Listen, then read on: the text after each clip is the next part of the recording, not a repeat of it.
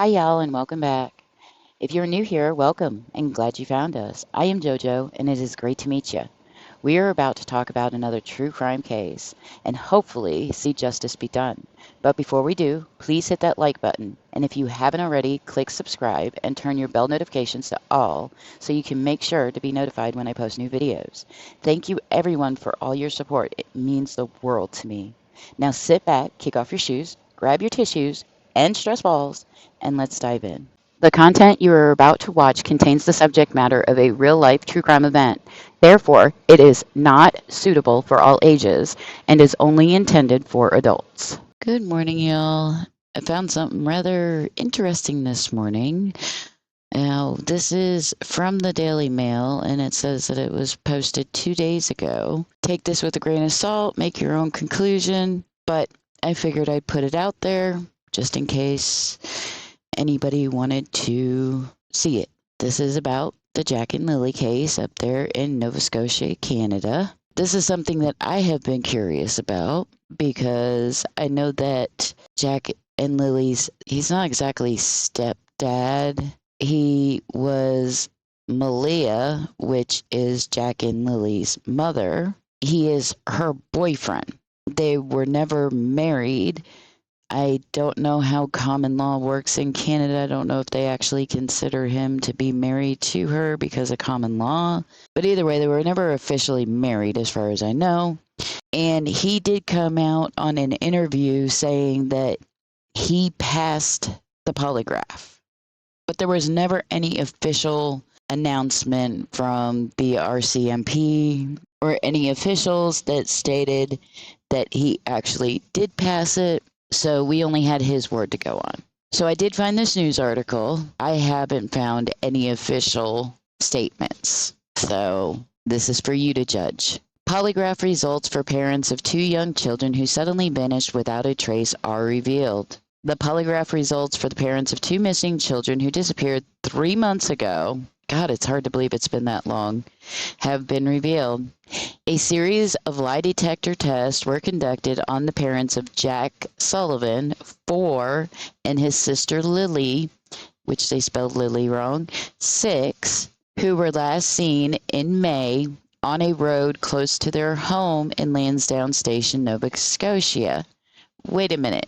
Who were last seen in May on a road close to their home in Lansdowne Station, Nova Scotia? I don't remember seeing any reports of them being seen on a road close to their home. Well, moving on.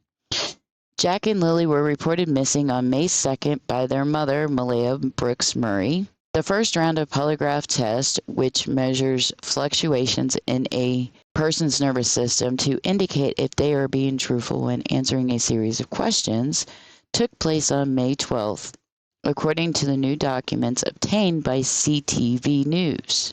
Okay, so maybe I should check out the CTV News. You know what? I will be right back. Okay, I'm back. Hope you didn't miss me. You didn't even know I was gone, did you? Anyway, I did find out that there is a article by CTV News, and they are talking about some new released court documents, so we will get to that after we finish this article. The results for both Brooks Murray and the children's stepfather, which, like I said, he's not technically their stepfather, Daniel Martell, indicated that the pair had been truthful, quote unquote, the documents stated. An investigator added at the end of both the children's mother's and stepfather's results that, quote, at this point in the investigation, Jack and Lily's disappearance is not believed to be criminal in nature, end quote. Interesting. Quote, I do not have reasonable grounds to believe a criminal offense has occurred. Because Jack and Lily are still missing, polygraph examinations were conducted with the intention of ruling out the possibility, end quote, the comment continued. Then on June 10th, the missing children's stepmother, Janie Mackenzie, also participated in a polygraph test, but it was noted that her, quote, physiology was not suitable for analysis and an opinion on the polygraph examination was not rendered, end quote. Lily and Jack Sullivan vanished from their Lansdowne Station home located 88 miles from Halifax, on the morning of May 2nd. The children's mother, Malaya Brooks Murray, Wright, and their stepfather, Daniel Martell, Left, who shares a young daughter with Brooks Murray, were both found to be truthful, quote unquote, in polygraph testing. 2 days later, the children's father, Cody Sullivan, was also found to be truthful, quote unquote, in a polygraph examination. Police have said, as the hunt for the missing young children continues, that they are still, quote, considering all scenarios, end quote. Quote, the team continues to evaluate all tips and information, with no scenarios having been ruled out, end quote. Spokesperson Cindy Bears said in a statement to CTV, quote, investigators have and will continue to receive forensic results, including those related to the pink blanket, which they're assessing, end quote. In July, a piece of a pink blanket determined to belong to Lilly was found by 3 family members in a tree less than a mile from their home. Another piece of the blanket, found to be the same one, was found on March 4th in a trash bag at the end of the family's driveway. A sniffer dog was later dispatched but was unable to pick up a scent from area where the blanket had been found. The documents revealed that earlier in the investigation, Sullivan had been suspected of taking the children to New Brunswick. However, the children's father told police he had not seen his children and their mother for around 3 years. Sullivan added that he had been continuing to pay child support, contradicting what their mother had told police, CTV reported. That's interesting. Brooks, Murray, and Martell believed the kids went out a sliding back door of the family's home while they fed their baby. Quote, he said he did not know what happened to Jack and Lilly, end quote, police said, according to the documents. Quote, he was home on May 2nd, 2025, and never goes anywhere. He has not been anywhere other than his house recently and has had no contact with Malaya since the children went missing, end quote. In June, the children's paternal grandmother, Belinda Gray, said in a heartbreaking interview with CBC that she feared she would never see her grandchildren again. Quote, my heart tells me these babies are gone, end quote, she said. Quote, I just want them back. These are everybody's grandchildren. They're not just mine now. It does seem like the whole world cares, end quote. Gray explained that Sullivan and the children's mother, Brooks Murray, had been in a relationship for about 3 years before the children's mother decided to end it, citing, quote, relationship problems, end quote. She claims they were already in little to no contact and was unable to see them for 2 years after her son and ex-daughter-in-law broke up. Following Brooks Murray's estrangement from the children's biological father, she sought sole custody of the children. Her decision prompted Cody to withdraw from the situation entirely, Gray said. An investigator added at the end of both the children's mother's and stepfather's results that, quote, at this point in the investigation, Jack and Lily's disappearance is not believed to be criminal in nature, end quote. Belinda Gray, pictured, the children's paternal grandmother, shared her heartbreaking thoughts during an interview with CBC News, revealing that she believes her babies are gone, quote unquote. I don't remember seeing a picture of her. There's Daniel and Malaya. Where is Grandma? There is no picture of Grandma. So I don't know where they got that from. Quote, when she did that, he said that he was done. He just didn't want any part of it, end quote. Gray told CBC, adding that Brooks Murray had also confided in her that she, quote, wasn't happy, end quote. Despite the strained relationship between the parents, the devoted grandmother maintained a strong bond with Brooks Murray at first. She said the children would often visit her whenever she asked. However, that changed when Brooks Murray moved in with her new boyfriend, Daniel Martell, who shares a young daughter with Brooks Murray. Brooks Murray and Martell believed the kids went out a sliding back door of the family's home while they fed their baby. Police are reportedly working on assumptions that the children, who are both autistic, wandered off, but their stepdad said he feared they may have been abducted. Brooks Murray explained that she and Martell thought the children were playing, and they snuck away the short time the couple were occupied. Quote, "We always make sure that we're out there with them, watching them, and they happen to just get out that sliding door and we can't hear it when it opens," end quote, she said. Quote, "They were outside playing, but we weren't aware of it at the time, and the next thing we knew it was quiet," end quote. Police have said as the hunt for the missing young children continues that they are still, quote, "considering all scenarios," end quote. Pictured Lansdowne, Nova Scotia, less than a mile from Lansdowne Station, but that's not pictured. They don't have no picture. Quote, "We get up and look outside. We're looking everywhere, yelling for them, and I instantly just called 911. I just had the instinct I needed to call," end quote. Brooks Murray said her children may have mild autism, but were friendly, contrary to rumors online claiming they were nonverbal. Quote, "They're both really happy-go-lucky children. They're so sweet. They talk to anyone. They'll talk your ear off. They will speak to anyone in a store, everyone. They're just extremely sweet kids," end quote, she said. The distraught mother questioned why an Amber Alert wasn't issued, but police said there was no reason to believe they were abducted. Martell told CBC News that he was frightened the children were taken by a stranger. So that is the end of that article there. So let's go ahead and jump over to this other article, and this is the one by CTV News. Court documents provide new details on missing Nova Scotia children case. And this was published August 22nd, 2025 at 12:17 p.m. That's Eastern Time. And there is a little short video here. It's only 3 minutes long, so we'll go ahead and we'll play that first. Today, we received a slew of documents connected to the investigation into the missing Sullivan children in Pictou County. 6-year-old Lilly and 4-year-old Jack vanished more than 3 months ago. Hundreds of pages of just-released court documents shed light on what police discovered. CTV late anchor Bruce Frisco has been pouring through it all and joins us with more in the news center. Bruce. Nice, if I could get a hold of those. Information, as you say, it is contained in court applications filed by investigators for permission to conduct searches for things like phone records, banking records, video related to the case. This is all standard procedure. We're told a lot of the documents are heavily redacted, look just like this, a lot of stuff censored out, but they do include unproven statements made by police, their impressions on what they found. So some basic facts. The children reported missing first at 10 a.m. on May the 2nd from their home in Lansdowne Station by their mother, Malaya Brooks Murray. Police were at the trailer at 10:27 that day. She told the cops she believed the children had wandered away from home, but the exact time for that is redacted.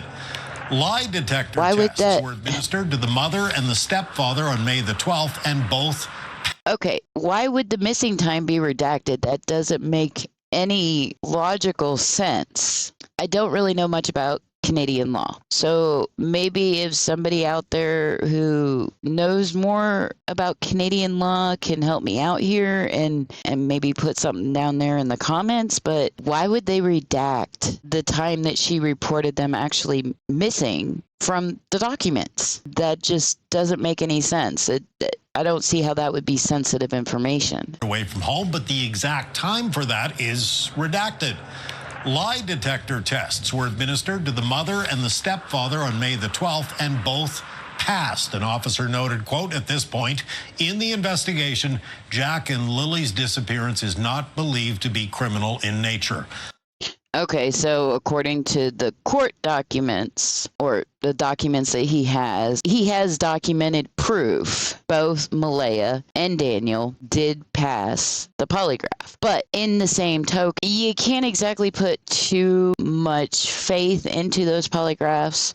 At least personally, I don't, because there has been people known to pass polygraphs that actually were lying. So it's a starting point, but in my eyes, they're not 100%. So you take it as you want to take it, and you believe it or don't believe it, and that's your choice. More polygraphs were administered in June to the children's biological father, and he passed. But when police attempted the same test on the children's step-grandmother, they found the test ineffective. I'm quoting again. Her physiology was not suitable for analysis, and an opinion on the polygraph examination was not rendered, end quote. The documents also confirmed police found Lilly's blanket about a kilometer away from the house a day after the disappearance, but a sniffer dog couldn't pick up any scents around it. A couple of days later, police found a piece of the same blanket in the garbage at the end of the driveway. Now, perhaps the most compelling piece of evidence came from a woman named Natasha Hayward, who told police she saw two children walking along the side of the road on May 2nd. They were holding hands, she said. She said the boy had dirty blonde hair, was wearing shorts. The girl had darkish hair in pigtails. She was wearing a tank top with blue strings.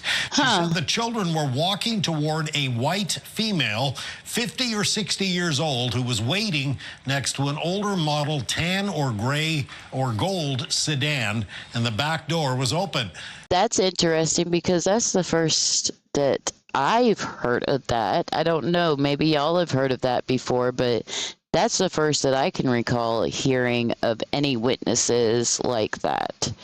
Why would they keep that under wraps? I mean, that would be something that I would think that they would put out there. I don't know. Y'all, you put it down in the comments. Have y'all heard that before this? Let me know. What do y'all think? If you haven't heard it, then why do you think they kept that close to the chest and they didn't put it out there? I personally would think that that would be something important to put out into the public, to be on the lookout for this particular vehicle and the description of this woman. That's just my opinion. She later described the children as older than Jack and Lilly, and as far as we know, police have yet been able to corroborate what she allegedly saw on the road that day, Todd. A lot of information. Oh, maybe that's why. Closer though, Bruce.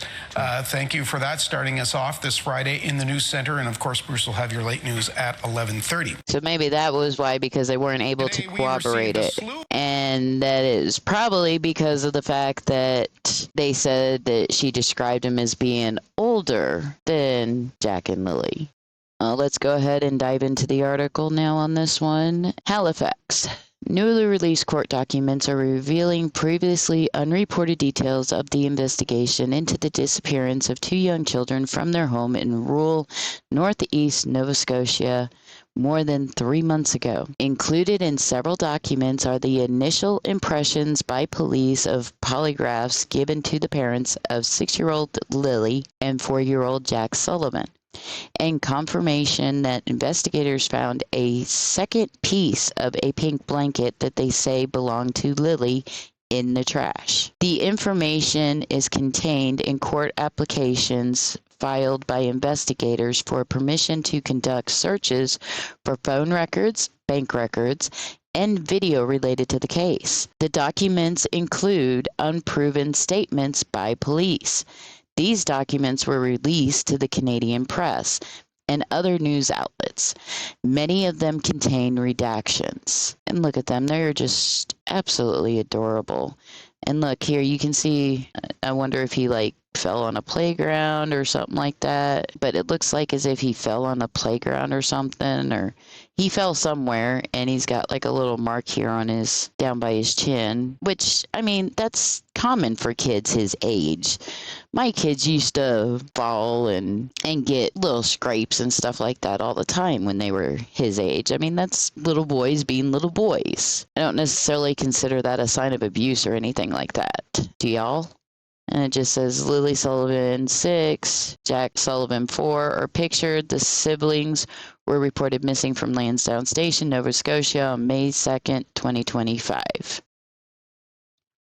And according to one document sworn by Corporal Charlene Jordan Curl of the RCMP's Northeast Nova Scotia Major Crimes Unit, the children were first reported missing on 10:01 a.m. on May 2nd from their home in rural Lansdowne Station, Nova Scotia, by their mother, Malaya Brooks Murray. Brooks Murray told police she believed the two children had wandered away from home, but the exact time she said she thought they went missing was redacted. Police were on the scene at 10:27 a.m. The document says the last time the children were seen outside their home was on May 1 when they were captured by video surveillance at a local Dollarama store. I guess that's kind of like our Dollar Tree, maybe, with Brooks Murray and Daniel Martell, their stepfather. Why do they keep calling him their stepfather? He's not their stepfather. Not technically. RCMP conducted at least 4 polygraphs during their investigation. The first 2 were on May 12th with the children's parents at the detachment at Bible Hill, Nova Scotia. Martell's polygraph, quote, indicated he was truthful, end quote, as did the test for Brooks Murray that found she was truthful when answering specific questions. Although the list of questions is redacted in the document. Interesting. Why would they redact the questions? They're putting out the results of the polygraph, but then they redact the questions. Why?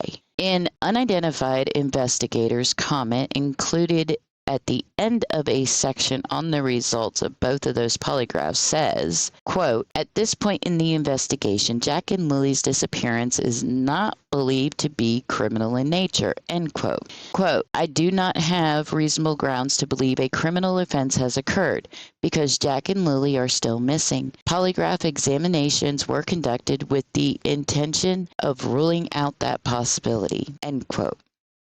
Daniel Martell, stepfather of missing siblings Lily and Jack Sullivan, is pictured on June 3rd, 2025.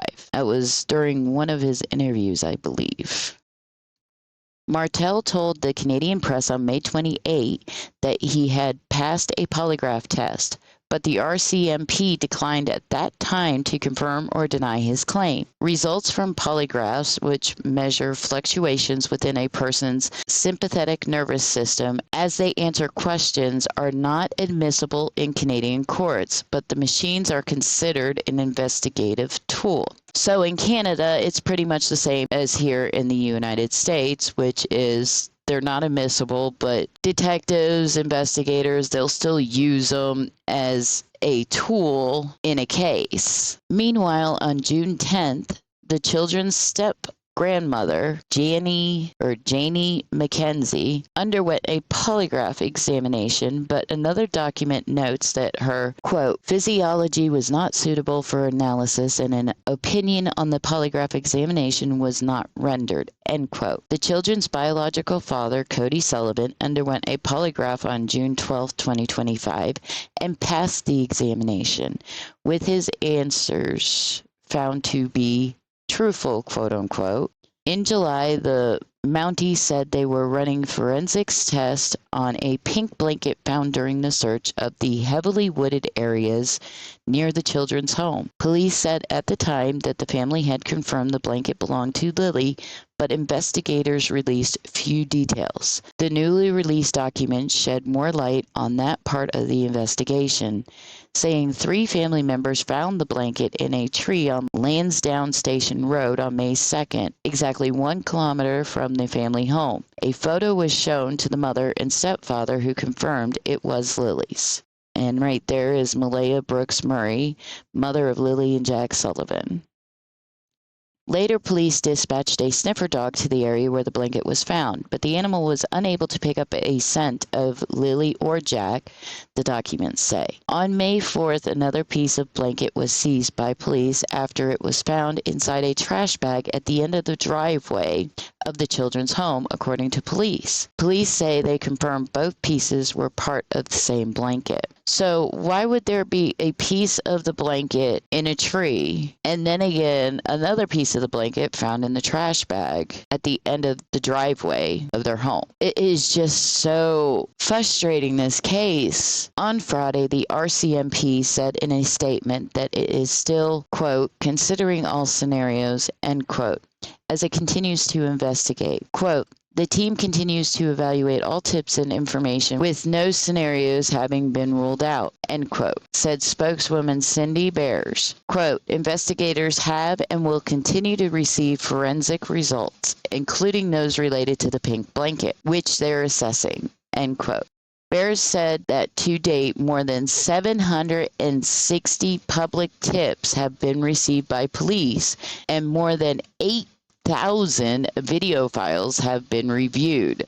Good Lord Almighty. Among the numerous court orders sought by police was one for the Cobequid Pass, a tolled section of highway in Nova Scotia. Specifically, the RCMP were looking for video records, including closed-circuit footage of all cameras of drivers leaving Nova Scotia between May 1, 2025 at 2:25 p.m.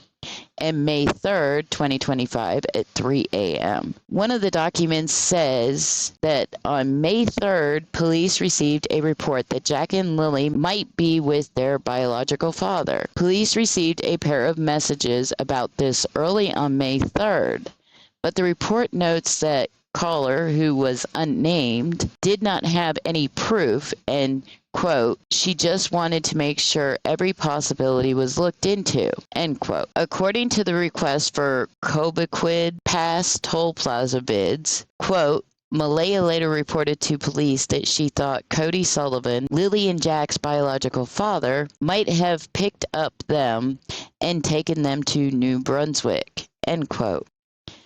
Police later met with Sullivan on May 22nd. The court document said he told police he had been in a relationship with the mother but had not seen her nor the children in 3 years. He said he paid child support, contrary to what Brooks Murray had told police. Quote, he said he did not know what happened to Jack and Lilly, end quote. Police noted. Quote, he was home on May 2nd, 2025 and never goes anywhere. He has not been anywhere other than his house recently and has had no contact with Malaya since the children went missing, end quote. His search and rescue members are pictured in the woods during the search for Lilly and Jack Sullivan in Lansdowne Station, Nova Scotia. The documents say police had received hundreds of tips in the case, including one from a witness who said she was traveling with her sons on the morning of May 2nd and saw 2 children walking along the side of the road. Natisha Haywood informed the RCMP on May 31st she described seeing a young girl holding a young boy's hand. The boy had dirty blonde hair and was wearing shorts, while the girl had darkish hair and pigtails and was wearing a tank top with blue strings. See, I still don't understand why they didn't put that out. And like I said, let me know if any of y'all ended up hearing about that. And if you didn't, why do you think they didn't put that out? Even if it was possible that she said that they looked like they were a little bit older than Jack and Lilly. Personally, I think that they still should have put it out there just to be on the lookout. Because why would 2 kids like that be walking down the street like that? It just, I don't know. It just kind of puts up a little bit of a red flag as to why they didn't put that out originally. According to police, she said the children were walking toward a Caucasian female of about 50 to 60 years old with a, quote, loose curl, end quote, haircut, who was waiting next to the passenger side of an older model tan or gold sedan with the back door open. The documents say that in early June, police met with the witness near the corner of Garlic Road and Lansdowne Station Road, where she mentioned having seen the children walking north towards Westville, Nova Scotia, and that the vehicle appeared to be waiting for them. When she later met with police, Haywood said she thought the girl was around 9 or 10 years old and the boy 5 years old, the documents say, which that's really not too far off. I mean, the girl, yeah, but the boy is only a year off. Investigators are working to find out if the children were indeed Jack and Lilly, the document noted. Quote, none of the tips so far have led to Jack and Lilly's location or has any information that has been corroborated by the investigation, end quote, a document notes. So that's the end of that article. Well, what do y'all think? Or go ahead and let me know down there in the comments section. Do you really think that Malaya and Daniel are telling the truth? Or what about bio dad, Cody. You think he's telling the truth? Or do you think that maybe that if this witness actually seen Jack and Lilly that day walking towards that Caucasian woman, could that have possibly been Cody's mom, the grandma that they were walking towards? And that it wasn't necessarily Cody that went to go pick up the kids, but that it was grandma that went to get them? I mean, grandma's interview, I didn't feel like she was hiding anything or lying. I don't know.